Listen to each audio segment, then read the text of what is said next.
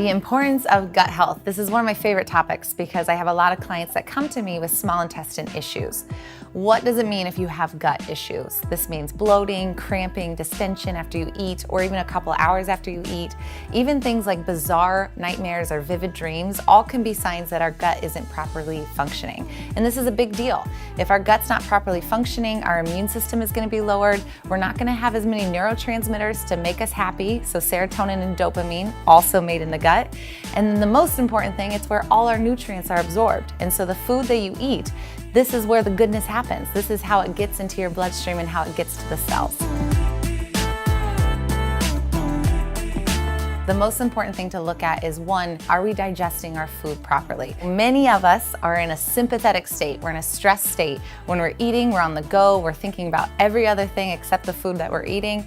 And this can not allow our body to produce the enzymes and the natural HCl that break down the food properly before it gets to the small intestine. So my biggest tip for people is slow down. And just remind yourself that I'm trying to break this food down properly so that it can actually go to some use. It's a big deal. It makes a big difference when it comes to bloating and cramping.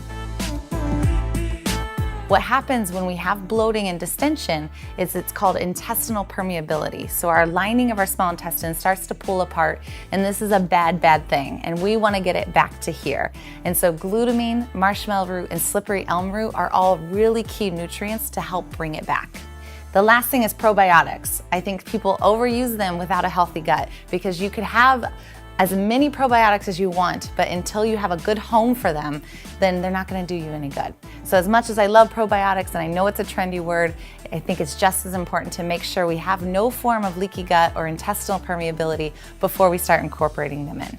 Having a healthy gut means having a healthy life. My mental health is better, my skin is better, my everything is better because I've taken care of my gut.